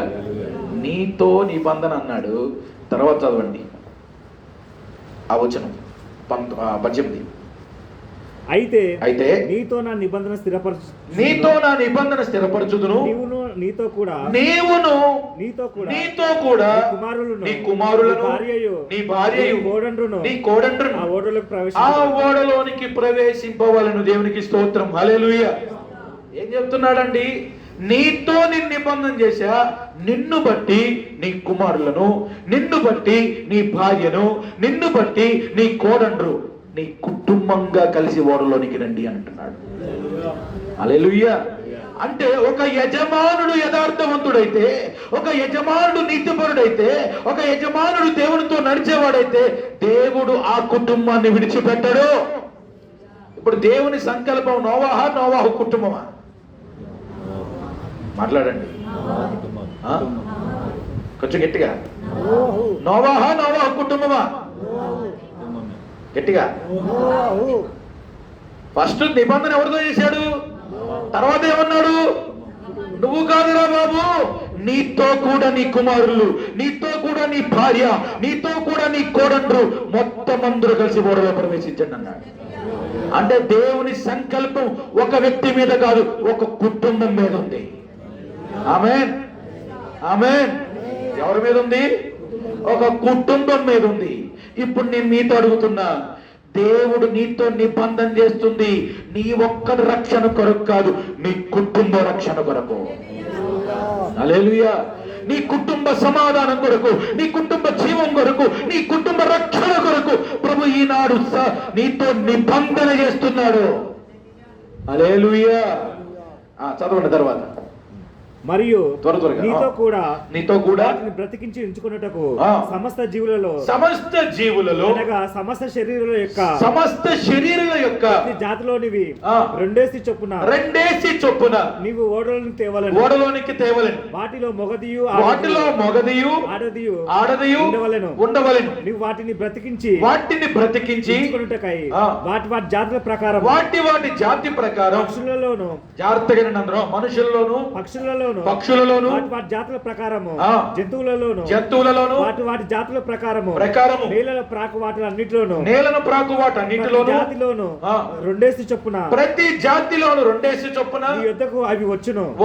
మరియు తినుటకు నానా విధములైన ఆహార పదార్థములను కూర్చుకొని నీ దగ్గర ఉంచుకొనుము. అవి నీకును వాటికి ఆహారమగునని చెప్పాను. ఇక్కడ ఒక మాట ఆగుదాం. నోవాహుకు పని మొదలైందండి. ఏం పని మొదలైంది? నోవాహు, నేను నీతో ఒక నిబంధన చేస్తున్నా, నేను ఇచ్చిన పరిమాణం చొప్పున, నేను ఇచ్చిన కొలతల యొక్క పరిమాణం చొప్పున ఎత్తు, పొడవు, వెడల్పు అన్ని విధములుగా నీవు ఒక ఓడను నిర్మించమని చెప్పిన దేవుడే అక్కడ ఒక మాటని చెప్తున్నాడు. నీవు, నీతో నీ కుమారులు, నీ భార్య, నీ కోడళ్ళు అందరూ కూడా ఓడలో ప్రవేశించండి. అంత మాత్రమే కాదు, సకల జీవరాశులలో ఉన్నటువంటి ప్రతి జీవిని రెండేసి వేరుపరిచి వాటిని ఓడలోనికి తీసుకురామన్నాడు. ఇప్పుడు చెప్పండి, ప్రపంచంలో జీవరాశులన్నిటిలో ఎన్ని జీవరాశులు ఉన్నాయో ఎంతమంది తెలుసు? అసలు చేయబాకి ఎత్తండి చూస్తాను, చేయబాకి ఎత్తండి. తెలుసా ఎన్ని కోట్ల జీవరాశులు ఉన్నాయి? కోట్ల జీవరాశులు ఉన్నాయి. అంటే ఆ జీవరాశులన్నిటిలో నుండి, ఆ కదులు సంచరించే జీవరాశులన్నిటిలో నుండి రెండేసి వేరుపరచడం అంటే ఎంత గొప్ప పని చెప్పండి. సాధారణమైన విషయమా? సర్వసాధారణమైన విషయం కాదది, సాధారణమైన విషయం కాదది. ఎంతో కష్టతరమైన, ఎంతో ప్రయాసతో కూడిన పనది. ఎవడితో చెప్తున్నాడు? రెండేసి వేరుపరచు, దానిలో ఆడది మగది ఉండాలని చెప్పి తర్వాత అన్నాడు ఓడను కూడా కట్టు అన్నాడు. ఓడను కూడా కట్టుమని చెప్పి అన్నాడు. నీకును వాటికి నీ ఆహారం, ఓడలోకి వెళ్ళినప్పుడు నీకు వాటికి ఆహారం. ఇప్పుడు ఏం చేయమన్నాడు? ఏమండి, సమస్త జీవరాశుల్లో ఉన్న జీవరాశులు రెండేసి పక్కన పెడితే వాటికి ఆహారం ఈ 8 మందికి ఆహారం ఎప్పుడు సంపాదించాలి? ఓడలోకి వెళ్ళాక, ఓడలోకి వెళ్ళక ముందేనా? మాట్లాడండి. ఓడలోనికి వెళ్ళక ముందే తన ఇంటిని కాచుకోవాలి, అలాగే ఓడ నిర్మించాలి, అలాగే రెండేసి చొప్పున వాటిని ఏం చేయాలి? వేరు చేయాలి. అప్పటికప్పటికి ఆహారం సమకూర్చుకోవాలి, వారి పిల్లలను పోషించుకోవడానికి, కుటుంబాన్ని పోషించుకోవడానికి. అప్పటికప్పుడు రెండేసి వచ్చిన వాటికి కూడా తినడానికి కావాల్సిన ఆహారం సమకూర్చుకోవాలి. మళ్ళీ ఓడ సిద్ధం చేయాలి. ఇవన్నీ ఉన్నా కూడా ఒకటి మాత్రం ఆపట్ల, 120 సంవత్సరాలు సువార్త ప్రకటిస్తూనే ఉన్నాడు. ఏం చేస్తున్నాడు? అప్పటికప్పుడు ఆహారం సమకూరుస్తున్నాడు, అలాగే తన కుటుంబాన్ని సిద్ధపరచుకుంటున్నాడు, ఓడను కడుతున్నాడు, అలాగే రెండేసి జీవరాశుల్ని వేరు చేస్తున్నాడు. వేరు చేయటమే కాదు, ఓడలోనికి వెళ్ళిన తర్వాత కొన్ని నెలల పాటు ఆ ఓడలో ఆహారం కావలసిన వాటిని ముందుగానే సమకూరుస్తున్నాడు. చెప్పండి, ఖాళీ ఉందంటారా? ఏమండి, ఖాళీ ఉందంటారా? రెండేసి వేరు చేయటం, ఆహారం సంపాదించడం, ఓడ కట్టడం ఇదొక ఎత్తు అయితే సువార్త కూడా ప్రకటిస్తున్నాడంట. చూడండి, జలప్రలయం రాబోతా ఉంది, మరణం రాబోతా ఉంది అని ప్రజలకు సువార్త ప్రకటిస్తున్నాడు. ఒక పక్క ఓడ నిర్మిస్తున్నాడు, ఒక పక్క జీవరాశులను వేరుపరుస్తున్నాడు, ఇంకొక పక్క ఆహారమును సమకూరుస్తున్నాడు. చెప్పండి, మనం ఏం చేస్తున్నాం? సంఘానికి రండమ్మ అంటే లేదండి, డ్యూటీ ఉంది, పని ఉంది, లేదండి వ్యాపారం ఉంది, లేదండి అది ఉందండి, ఇది ఉందండి. పోనీ ఇంటిని కాచుకోవయ్యా అంటే లేదు. ఎక్కడండి? పొద్దున వెళ్తాం, సాయంత్రం వస్తాం, ఇంకా ఇంటికాడ ప్రార్థన ఎక్కడండి? ఇది కాదా మనం చెప్పే సాకులు? నా ప్రయాస అంతా, నా కష్టం అంతా నా కడుపుకి, నా భార్య కడుపుకి, నా పిల్లల కడుపుకే సరిపోతుందండి, ఇంకా ఇంట్లో ఆత్మీయత ఏంటండి? ఇది కాదండి మన బ్రతుకులు, మన కుటుంబ వాతావరణం ఇది కాదా? దీనిని బట్టే కదా ఆత్మీయంగా వర్ధిల్లలేకపోతున్నాం, ఆత్మీయంగా బలపడలేకపోతున్నాం, ఆత్మీయంగా స్థిరులు కాలేకపోతున్నాం.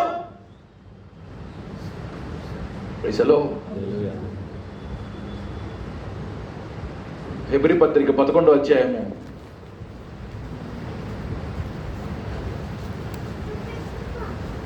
11వ అధ్యాయం 7వ వచనం. విశ్వాసమును బట్టి నోవాహు అది వరకు చూడని సంగతులను గూర్చి దేవుని చేత హెచ్చరింపబడి, ఇక్కడ ఆగిపోదాం, దేవుని చేత హెచ్చరింపబడి భయభక్తులు కలిగిన వాడై తన ఇంటి వారి రక్షణ కొరకు ఓడను సిద్ధం చేశాడు. ఇక్కడ ఆగిపోదాం. నోవాహు అది వరకు చూడని సంగతులు, అందరు జాగ్రత్తగా నా వైపు చూడండి. ఇంకా నోవాహు అది వరకు చూడని సంగతులు అని అన్నాడు. ఏంటి ఆ సంగతులు?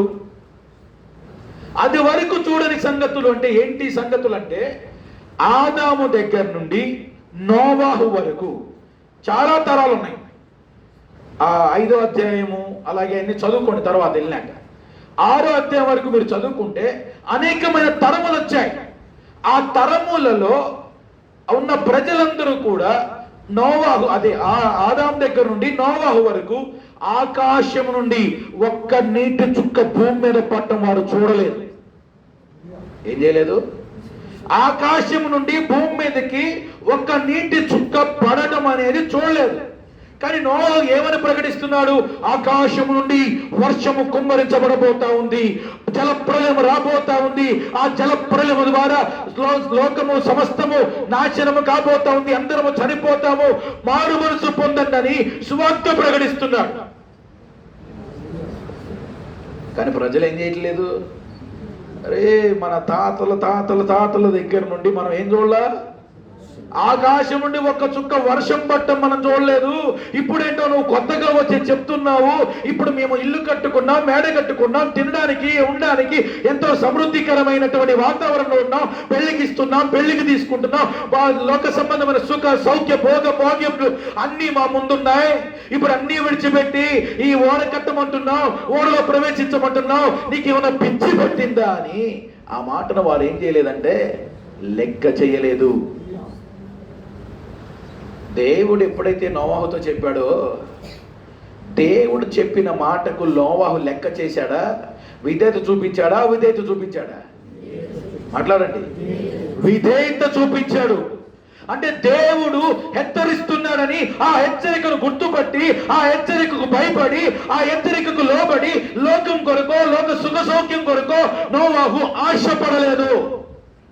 ఆశపడకుండా దేవుడు తనతో చెప్పిన మాట నిజము అని నమ్మాడు. ఏమని నమ్మాడు? నిజము. ఇప్పుడు నేను మీతో కూడా అంటున్నా, దేవుడు మీతో మాట్లాడుతున్న ప్రతి మాట నిజమని మీరు నమ్ముతున్నారా?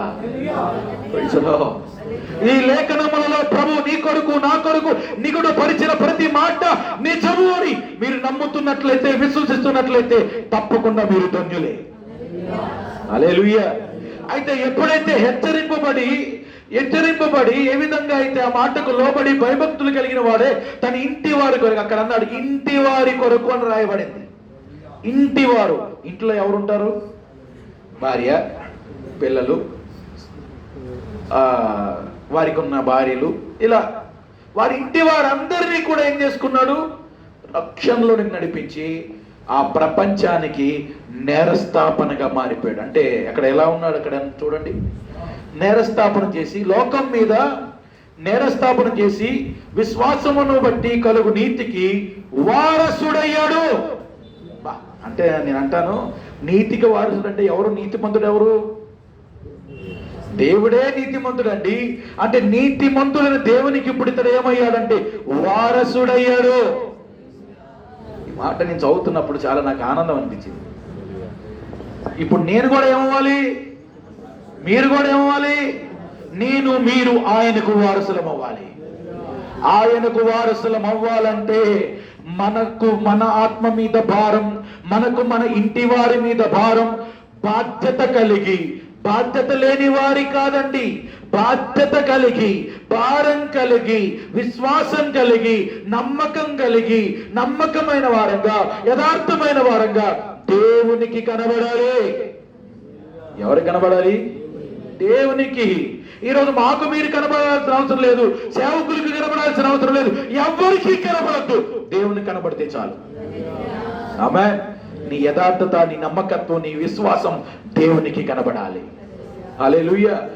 ఇదివరకు చూడని సంగతులు. ఇప్పుడు నేను అంటాను, పరలోకాన్ని చూసి వచ్చానన్నవారు ఒకసారి జైబైకి ఎత్తండి. చూసావా? చెప్పండి, చూసావా? విశ్వాసం ఉందా వెళ్తామని?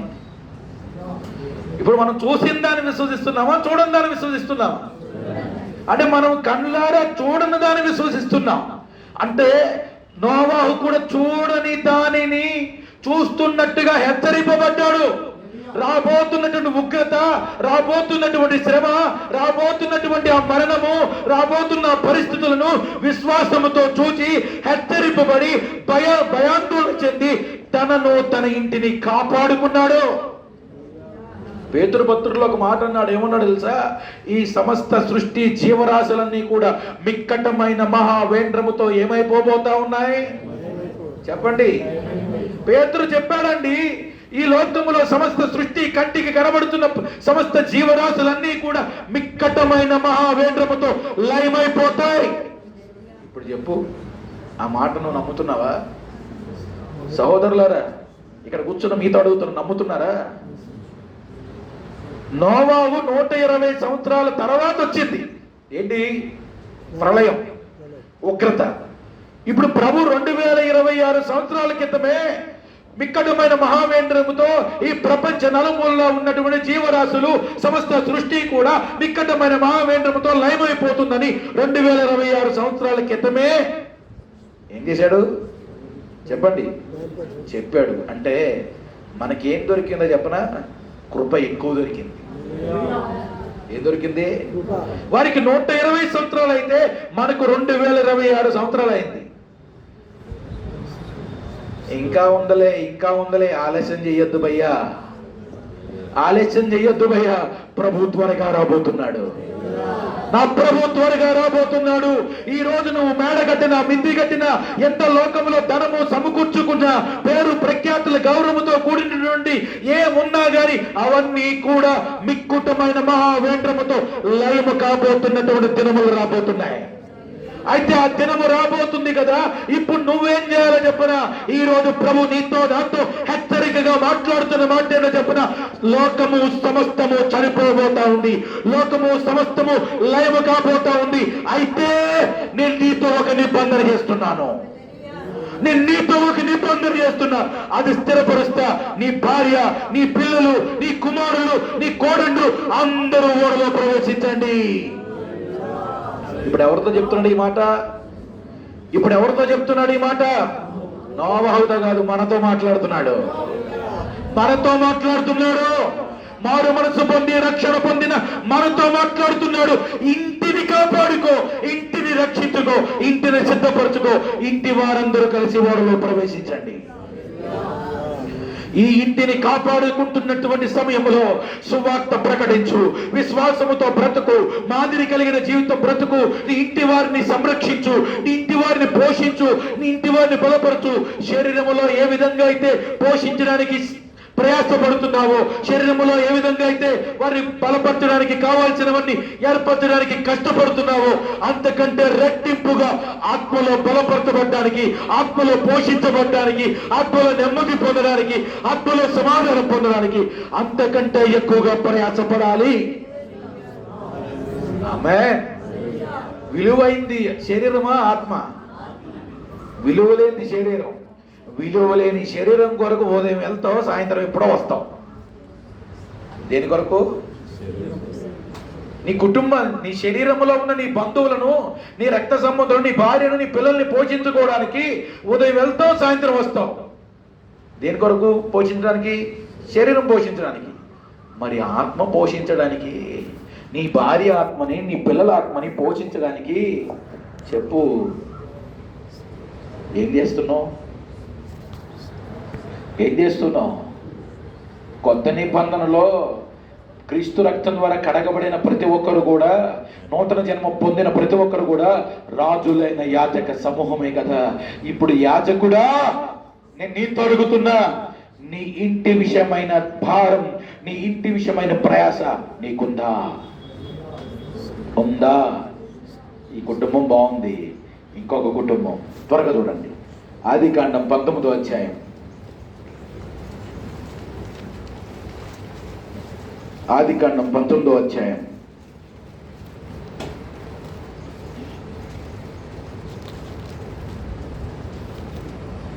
10వ వచనం. అయితే ఆ మనుషులు తమ చేతులు చాపి లోతును ఇంటిలోనికి తమ యొద్దకు తీసుకొని తలుపు వేసిరి. అప్పుడు వారు పిన్నలు మొదలుకొని పెద్దల వరకు ఆ ఇంటి ద్వారము దగ్గర ఉన్న వారికి కనుబొబ్బు కలగజేయగా వారు ద్వారము కనుగొనలేక విసిగిరి. అప్పుడు ఆ మనుషులు లోతుతో ఇక్కడ నీకు మరి ఎవరున్నారు నీ అల్లుని నీ కుమారులను నీ కుమార్తెలను ఈ ఊరిలో కలిగి ఉన్న వారందరినీ వెలుపలికి తీసుకుని రమ్ము. మేము ఈ చోటును నాశనము చేయవచ్చి వారిని గూర్చిన మొర యెహోవా సన్నిధిలో గొప్పదాయను గనుక నాశనం చేయుటకు యెహోవా మమ్మును పంపెనని చెప్పగా చాలు. ఇక్కడ ఆగిపోదాం. ఇక్కడ కూడా ఎవరో ఒక కుటుంబం కనబడుతుంది. ఎవరండి వారు? లోతు. ఈ లోతు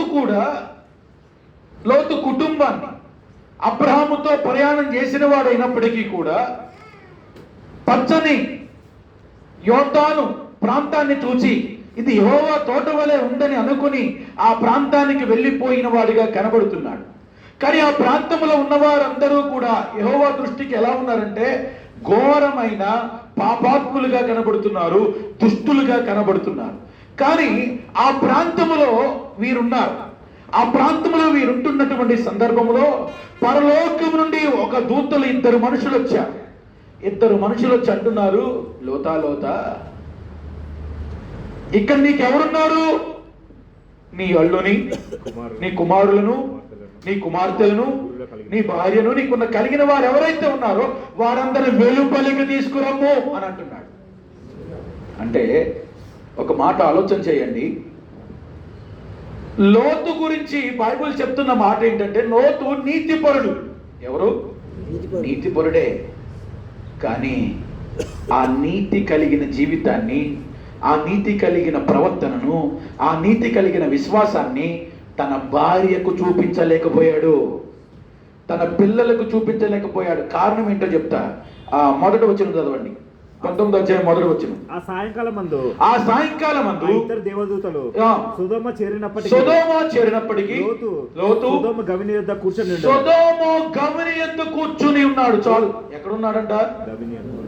సొదొమ గవిని యొద్ద కూర్చున్నవాడిగా. అంటే సొదొమ వెలుపల గవిని దగ్గర ఈ లోతు కూర్చున్నవాడిగా ఉన్నాడు. కానీ భార్య పిల్లలు ఎక్కడున్నారు? గవిని దగ్గర లేరు, సొదొమ లోపల ఉన్నారు వాళ్ళు. అంటే చాలా మంది చెప్తున్న విషయం ఏంటంటే అతడు నీతిపరుడిగా ఉన్నాడు, యథార్థవంతుడిగా ఉన్నాడు. కానీ తాను ప్రత్యేకంగా దూరంగా వచ్చి కూర్చున్నాడు. భార్యకి పిల్లలకి దూరంగా వచ్చి కూర్చున్నాడు. ఇప్పుడు నేను అంటాను, మనం మారు మనసు పొంది రక్షణ పొంది నీతిమంతుడిగా మారిన వారు అయితే భార్యకి పిల్లలకి దగ్గర ఉండాలా, దూరంగా ఉండాలా? మన విశ్వాసం చూడాలి కదా, మనలో ఉన్న జీవం వారు పొందుకోవాలి కదా, మనలో ఉన్న సమాధానం పొందుకోవాలి కదా. ఎవరి రక్షణ వారికే. కానీ దేవుడు కుటుంబంగా రక్షించాలనుకుంటున్నాడు, దేవుడు కుటుంబంగా కాపాడుకోవాలనుకుంటున్నాడు. ఇక దూరంగా వచ్చి కూర్చుని ఇద్దరు మనుషులు వచ్చినప్పుడు ఆ మనుషులు చూసినటువంటి ఆ సొదొమలో ఉన్న ప్రజలందరూ కూడా ఆ దూతలతో కూడా ఏం చేయాలనుకున్నారంటే పాపం చేయాలనుకున్నారు. ఎట్లా ఉండేదంటే ఆ దినాల్లో పురుషులతో పాపం, స్త్రీలతో పాపం, భయంకరమైన వికృతమైన చేష్టలు, వికృతమైన పాపహేయమైన క్రియలు వారు కలిగి ఉంటున్నప్పుడు దానిని చూచిన దేవుడు వారి పట్ల కోపాత్రోకుడయ్యాడు. అంటే కోపము కలిగిన వాడుగా, బహురౌద్రుడిగా మారిపోయి ఆ పట్టణాన్ని ఏం చేయాలనుకున్నాడంటే నాశనము చేయాలనుకుంటున్నాడు. నిజంగా చెప్పాలంటే ఆ పట్టణం మొత్తం నాశనం చేయవలసిందే. కానీ ఒకడు ప్రార్థన చేస్తున్నాడండి. ఎవరండి ప్రార్థన చేసేది? అబ్రహాము ప్రార్థన చేస్తున్నాడు. 50 మంది ఉంటే విడిచిపెట్టు ప్రభా, 30 మంది ఉంటే విడిచిపెట్టు ప్రభా, 20 మంది ఉంటే విడిచిపెట్టు ప్రభా, 10 మంది ఉంటే విడిచిపెట్టు ప్రభా, 2-3 ఒక్కడున్నా విడిచిపెట్టు ప్రభా.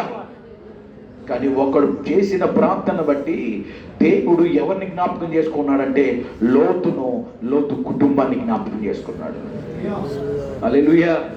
ఎంతో మంది నీ కొరకు నా కొరకు ప్రార్థన చేశారు కాబట్టి, ఎంతో మంది నీ కొరకు నా కొరకు రక్తం చిందించారు కాబట్టి, ఎంతో మంది నీ కొరకు నా కొరకు ప్రయాసపడ్డారు కాబట్టి, నీ కొరకు నా కొరకు ప్రభు పాదాలు పట్టుకున్నారు కాబట్టి ఈ రోజు నీవు నేను ఇక్కడ కూర్చున్నావు.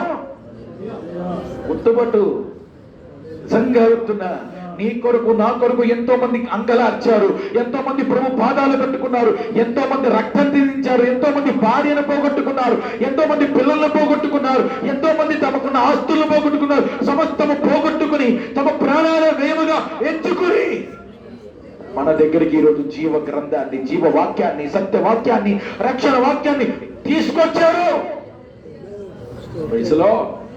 దూతలు వచ్చాయి, దూతలు వచ్చి చెప్తున్నాయండి, ఆ పరలోకము నుండి దూతలు వచ్చి, లోతా ఇక్కడ నీకెవరున్నారో నీ అల్లుండి, నీ భార్యలు, నీ కుమారులు అందరినీ వెలుపలకు తీసుకురా. ఆ సొదొమ ప్రాంతంలో గొప్ప ధన్యత దొరికింది ఎవరికనంటే లోతు కుటుంబానికి దొరికింది. ఎవరికి దొరకని కృప, ఎవరికి దొరకని ధన్యత లోతు కుటుంబానికి దొరికింది.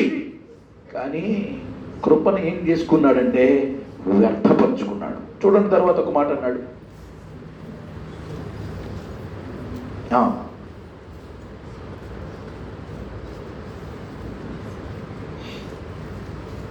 పదిహేను వచనం, 15 కాదు 14 చదవండి. లోతు బయటకు వెళ్ళి తన కుమార్తెలను తన అల్లులతో మాట్లాడి లెండి చోటు విడిచిపెట్టి రండి, యెహోవా ఈ పట్టణమును నాశనము చేయబోచున్నాడని చెప్పాను. అయితే అతడు తన అల్లుల దృష్టికి ఎగతాళి చేయు వాళ్ళ వలె ఉండెను. చాలు, ఏమయ్యాడు? లోతు ఎప్పుడైతే ఆ దూతలు హెచ్చరించిన మాటను బట్టి వెళ్ళి ఆ అల్లుళ్ళకు చెప్తున్నప్పుడు అల్లుళ్ళు ఏం చేశారు? ఎగతాళి చేశారు. అప్పుడలాగే నోవాహు కూడా ప్రకటన చేస్తున్నప్పుడు, నోవాహు కూడా జలప్రలయం రాబోతుందని చెబుతున్నప్పుడు అక్కడున్న వారందరూ కూడా ఎగతాళి చేశారు, నవ్వారు, పిచ్చోడు అనుకున్నారు. హల్లెలూయా. అయితే ఎప్పుడైతే ఈ అల్లుళ్ళు ఎగతాళి చేశారో అక్కడ ఒక భయంకరమైన విషయం జరిగింది. ఏంటి అనంటే ఆ భయంకరమైన విషయం ఇప్పుడు చదవండి, 15వ వచనం. తెల్లవారినప్పుడు లోతును త్వరపెట్టి లెమ్ము, ఈ ఊరి దోష శిక్షలో నశించిపోకుండా నీ భార్యను ఇక్కడున్న నీ ఇద్దరు కుమార్తెలను తీసుకుని రమ్మని చెప్పి. చాలు. ఇప్పుడు మీరేం గమనించారు చెప్పండి నాకు? ఎవరి పేర్లు లేవు అక్కడ, చూడండి, చదవండి.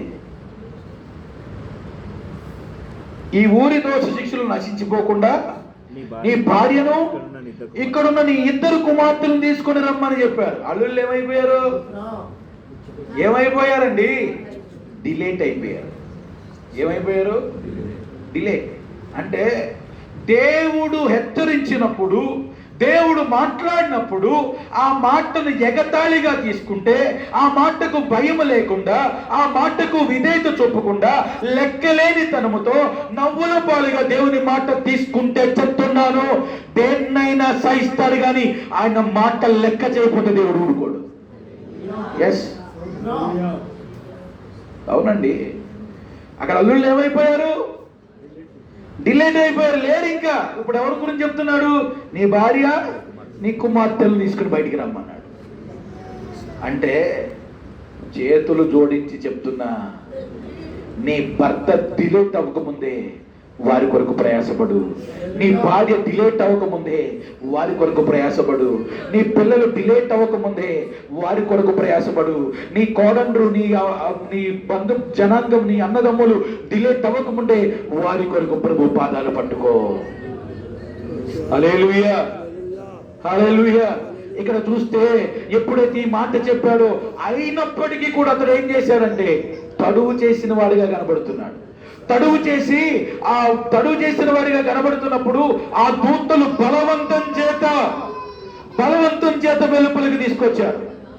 ఇప్పుడు చెప్పండి, బలవంతం చేత వెలుపలికి తీసుకుని వచ్చినా కానీ భార్య ఏమైంది? వెనక్కి తిరిగింది. పిల్లలు ఏమయ్యారు? తండ్రితో పాపం చేశారు. కారణం ఏంటో చెప్పరా? జ్ఞానం కలిగి ఇల్లును కట్టుకోవలసిన లోతు భార్య ఇంటిని కట్టుకోకపోవడం బట్టి ఆ ప్రభావము పిల్లల మీద పడింది. భయంకరమైన భ్రష్టత్వంలోనికి వెళ్ళిపోయారు. తర్వాత భయంకరమైన చీకట్లోనికి వెళ్ళిపోయారు. వారు తండ్రితో పాపం చేసినటువంటి దేవునికి హేయమైన, దేవునికి తుచ్చమైన క్రియలోనికి వారు వెళ్ళిపోయారు. వయసులో అమ్మా, మీ పిల్లలు ఏ స్థితిలోకి వెళ్తున్నారో చూసుకో. అయ్యా, నీ కడుపును పుట్టిన పిల్లల్ని ఏ విధమైన మాదిరి కలిగిన వారి ఎదుట ఏ విధమైన మాదిరి కలిగిన వారిగా దానిగా ఉన్నారో చూసుకోండి. నేను నీతిమంతుడని గౌరి దగ్గర కూర్చోవడం కాదు, నేను వారి మనసు పొందాలని కుటుంబానికి వేరుగా ఉండడం కాదు.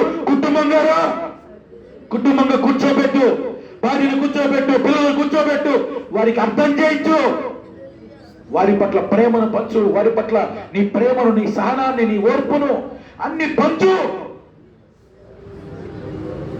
యథార్థవంతులు ఒకరి యందు ఒకరు ఏం చూపిస్తారు? దయ చూపిస్తారు. నీ భార్య ఎదుటను, నీ భార్య ఎదుట నువ్వే దయ చూపించకపోతే ఇంకెవరు దయ చూపిస్తారు? నీ పిల్లల ఎదుట తల్లిదండ్రులుగా ఉన్న మీరే దయ చూపకపోతే ఇంకెవరు దయ చూపిస్తారు? రైతులో ఇంటి వాతావరణం పట్టించుకోని వాళ్ళారా చెప్తున్నా, మీ పైన నాయకులు లెక్క అప్పచెప్పవలసిన వారై ఉన్నారు కాబట్టి మీ ఆత్మను కాల్చున్నారని చెప్పాడు కదా వాక్యంలో. ఇప్పుడు వీరు సంఘములో ఉన్న నాయకులు మీ ఆత్మల గురించి లెక్క అప్పచెప్పాలి. మీ కుటుంబం గురించినటువంటి లెక్క, నీ భార్య గురించినటువంటి లెక్క, నీ కడుపును పుట్టిన బిడ్డల గురించి లెక్క నువ్వే చెప్పాలి. ఎస్, ఇంటికి యజమానుడు ఎవరు? ఇంటికి యాజకుడు ఎవరు? ఇంటి యజమాని. ఇప్పుడు లెక్క ఎవరు చెప్పాలి? దేవుడు నీ జీవితంలోకి భార్య ఇచ్చాడు, నీ జీవితంలోకి పిల్లల్ని ఇచ్చాడు. వీరందరి గురించి లెక్క చెప్పవలసిన వాడుగా నేను ఉన్నాం. ప్రైజలో కాబట్టి లోకం గురించినటువంటి చింత కాదు, శరీరం గురించిన చింత కాదు, ఆత్మ సంబంధమైన విషయం కొరకు చింతించండి. ఆత్మ సంబంధమైన విషయం కొరకు కుటుంబంగా ప్రభు సన్నిధికి కూడిరండి. ప్రభు సన్నిధిలో గడపండి, ప్రభు సన్నిధిలో ప్రార్థించండి, ప్రభు కొరకు ప్రయాసపడండి. కుటుంబం చుట్టూ ఒక కంచెను, కుటుంబం కొరకు ఒక ఓడను, కుటుంబాన్ని ఆత్మ సంబంధమైన కుటుంబంగా సిద్ధపరచుకుని రాబోతున్న తరానికి మాదిరిగా నిలవండి. వయసులో మిమ్మల్ని చూసి రాబోతున్న తరం లోకం వైపు వెళ్తుందా, ప్రభువులోకి వస్తుందా? రాబోతున్న తరం లోకములోనిగా, ప్రభువులోనిగా? మీ పిల్లలేనండి, బయట వాళ్ళొద్దు, మీ పిల్లల గురించే మాట్లాడుతున్నా. రేపు సంఘం మీ పిల్లలే. చెప్పు, ప్రభు రాకడ ఆలస్యం అయితే రేపు సంఘంగా మీ పిల్లలు ఉండవలసిన వారుగా ఉన్నారు కదా. ఇప్పుడు నీ కుటుంబాన్ని ఆత్మ సంబంధమైన కుటుంబంగా, నీ పిల్లలకు ఆత్మ సంబంధమైన తల్లిగా, తండ్రిగా, భార్యగా, భర్తగా మీరుంటే తప్పకుండా ఆ కుటుంబం వర్ధిల్లుతుందండి. నేను ఒక మాట అంటాను, నోవాహును పెళ్ళాడినందుకు నోవాహు యొక్క మాదిరిని భార్య తీసుకుంది, బాగుంది. ఇద్దరు కలిసి ఆత్మ సంబంధంగా కలిసి పడ్డారు. వారి కడుపును పుట్టారు కాబట్టి కుమారులు కూడా ఏమయ్యారు? తల్లిదండ్రుల యొక్క ఆత్మీయ జీవితాన్ని చూసి కుమారులు కూడా ఆత్మీయులుగా సిద్ధపరచబడ్డారు. పొరుగింటి నుండి వచ్చారండి. ఎవరో చెప్పండి. కోడండ్రు ఎక్కడి నుండి వచ్చారు? పొరుగింటి నుండి ఈ ఇంటికి వచ్చారు. వారు కూడా ఓడలోకి వెళ్ళారే. వారు కూడా ఎక్కడికి వెళ్ళారు? ఓడలోకి వెళ్ళారు. అంటే మనం ఏం వాక్యం తీసుకున్నా చెప్పనా? అత్తకే కోడలకే ఏం పెట్టవచ్చాను చెప్పండి. ఇదిగో నీ ఇంటిలో నీ అత్తకి కోడలకి ఏం పెట్టొచ్చాను? అరే బాబు, అత్తకి కోడలికి విరోధం చెప్పడం లేదురా. అత్త కోడలు, మామ కోడలు, భార్య భర్త అందరూ కలిసి ఓడలోకి రమ్మని చెప్తున్నాడు ప్రభు. విరోధం ఏంటి? ఇప్పుడు చెప్పండి, నోవాహు వారికి అలాగే వారికి పుట్టిన కొడుకులకి ఆయన భార్యలకి ఏమైనా విరోధం ఉందా? ఐక్యత, కుటుంబంలో ఐక్యత, కుటుంబంలో విశ్వాసంలో ఒకే విశ్వాసంలో ఒకే మాటకు లోపడటం, ఒకే ఆత్మీయ అనుభవంలోనికి వారు నడిపించబడుతున్న వారిగా ఉన్నారు. కుటుంబం గురించి వివేచించుకున్నారు, కుటుంబం గురించి పరిశీలించుకున్నారు, కుటుంబం గురించి ఆలోచించుకున్నారు, కుటుంబం గురించినటువంటి భారం కలిగి ఉన్నారు కాబట్టి కుటుంబంగా ఓడలోకి ఎక్కారు. ఆమేన్, ఆమేన్. నరకంలో పడిపోకుండా కాపాడుకోవాల్సిన బాధ్యత ఎవరి మీద ఉంది? మన మీదే ఉంది. మన కుటుంబం చెడిపోకుండా, లోకములో విచ్ఛిన్నమైపోకుండా, చీకట్లోకి వెళ్ళిపోకుండా, ఆ మరణకరమైన పరిస్థితుల్లోకి వెళ్ళిపోకుండా కాపాడుకోవలసిన బాధ్యత. లోతు మీద భార్య గురించి బాధ్యత ఉంది, పిల్లల గురించి బాధ్యత ఉంది, కానీ ఆ బాధ్యత మర్చిపోయి వెళ్ళి గౌరి దగ్గర కూర్చున్నాడు. ప్రైజ్లో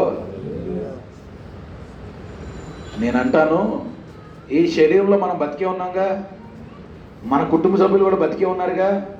వారు బతికున్నారు, మనం బతుకున్నామంటే నువ్వు చచ్చిపోయేంత వరకు వాళ్ళ కోసం ప్రయాసపడాలి, వాళ్ళు చచ్చిపోయేంత వరకు నువ్వు ప్రయాసపడాలి. ఒకసారి చెప్పొచ్చాం కదా, కాదు ఇది. వారు బతికున్నంత వరకు వారి కొరకు ప్రయాసపడాల్సిందే. లోతు ఎప్పటి వరకు అవకాశం ఉంది? వెను తిరగక ముందు వరకు, అలాగే పాపం చేయక ముందు వరకు తన కుటుంబాన్ని కట్టుకోవడానికి అవకాశం ఉంది, కానీ కుటుంబాన్ని కట్టుకోలేకపోయాడు. తడువు చేస్తున్నవాడుగా. దేవుడు ఒక పర్వతం మీదకి వెళ్ళమంటే నేను అక్కడికి వెళ్ళండి, నేను వేరే చోటికి వెళ్తానన్నాడు. సోయారు దగ్గరికి పోతానని చెప్తున్నాడు. లేదు, దేవుడు చెప్పుతున్నట్టుగా కుటుంబాన్ని కట్టుకోవలసిన వారంగా మనం ఉన్నాం. ఇప్పుడు చెప్పండి, నీ కుటుంబం నోవాహు కుటుంబమా, లోతు కుటుంబమా? నీ కుటుంబం ఏ కుటుంబం? ఈరోజు ఆలోచించుకో. నీ కుటుంబం ఏ కుటుంబం? నోవాహు కుటుంబమా, లోతు కుటుంబమా?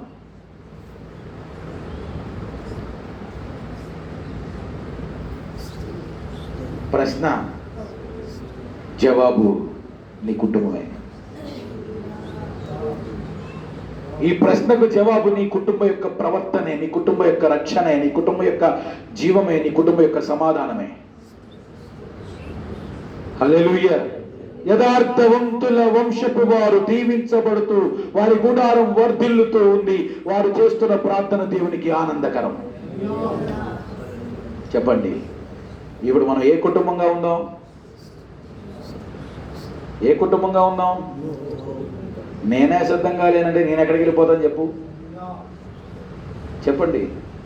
నిజంగా చెప్పాలంటే ఒక గంట ప్రసంగం చేయడానికి, వాక్యం చెప్పడానికి, లేదా ప్రార్థన చేయడానికి, ఏదో భక్తి చేసుకోవడానికి చాలా ఈజీ. కానీ నన్ను నేను కట్టుకుంటూ, దేవుడు నాకు ఇచ్చిన కుటుంబాన్ని కట్టుకుంటూ, ఆ కుటుంబాన్ని ఆత్మీయమైన వాతావరణం నడిపించుకుంటూ, సంఘములో మాదిరి, సమాజంలో మాదిరి చూపించడమే నిజమైన విశ్వాస పోరాటం. అది పోరాటం అంటే ఒకరికొకరు కత్తులు దూసుకోవడం కాదు, ఒకరినొకరు విమర్శించుకోవడం కాదు, ఒకరినొకరు కొట్టుకోవడం కాదండి. ఆ వ్యక్తి నీ ఎడల పాపం చేసినా, నీకు విరోధంగా ఉన్నా, ఆ వ్యక్తి మీద నీవు ప్రతికూలంగా నీవు వారి మీద నేరరూపణ చేయకుండా, వారి మీద దాడి చేయకుండా, ఆ వ్యక్తి మీద ప్రభావం చేస్తున్నటువంటి ఆ చీకటి మీద ఆ చీకటితో యుద్ధం చేసి ఆ వ్యక్తిని ప్రేమించడమే నిజమైన పోరాటం. హల్లెలూయా.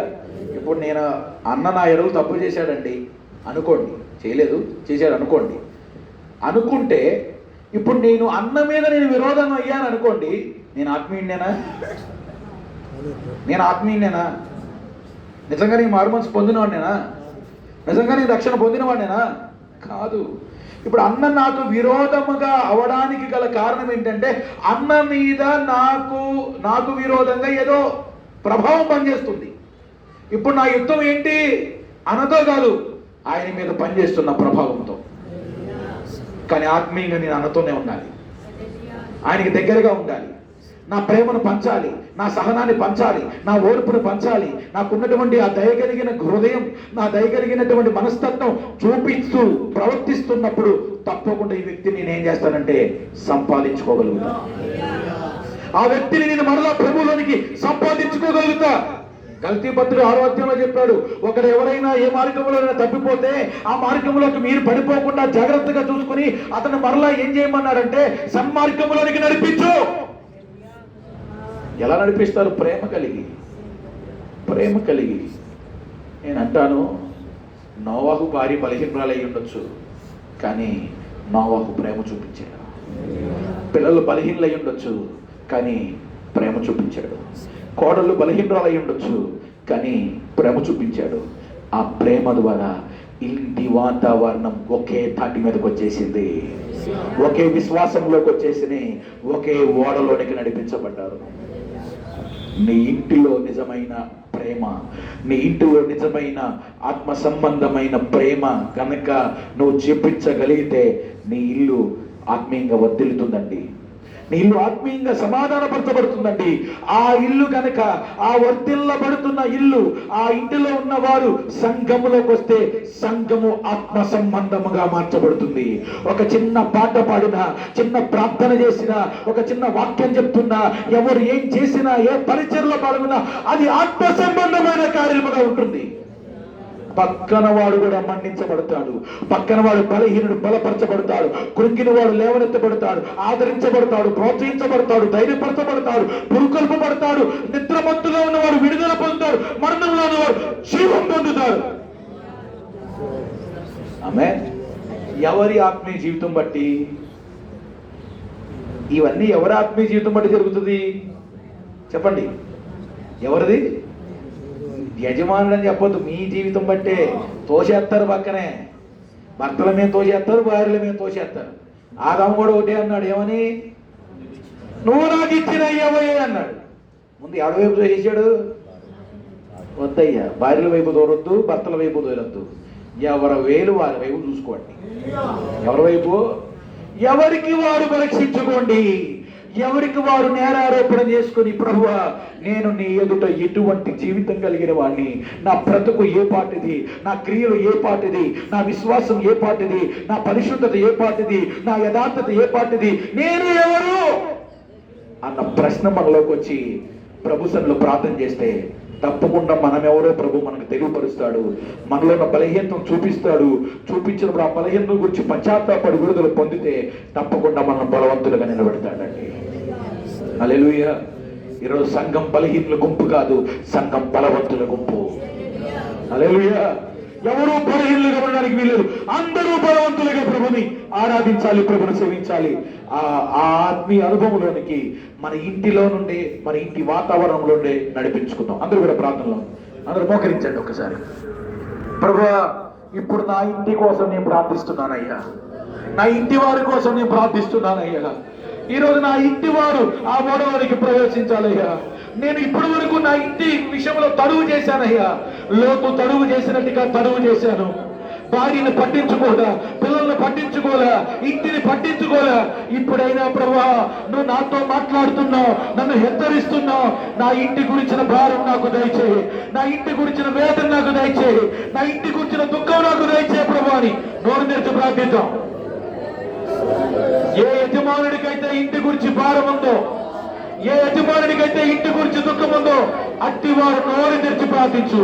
ఒకవేళ ఏ బలహీనత అయినా ఉంటే నీలో, ఏ బలహీనత అయినా నీలో ఉంటే ఒప్పుకుని ప్రభువా నన్ను క్షమించు ప్రభువా, ప్రభువా నన్ను క్షమించు ప్రభువా, ఇక మీద నా ఇంటిని జ్ఞాపకం చేసుకుంటున్నాను, నా ఇంటిని పట్టించుకుంటాను ప్రభువా, నా ఇంటి వారి విషయమై నేను ప్రయాసపడతాను ప్రభువా అని ప్రార్థిద్దాం. అందరూ నోరు తెరిచి ప్రార్థిద్దాం.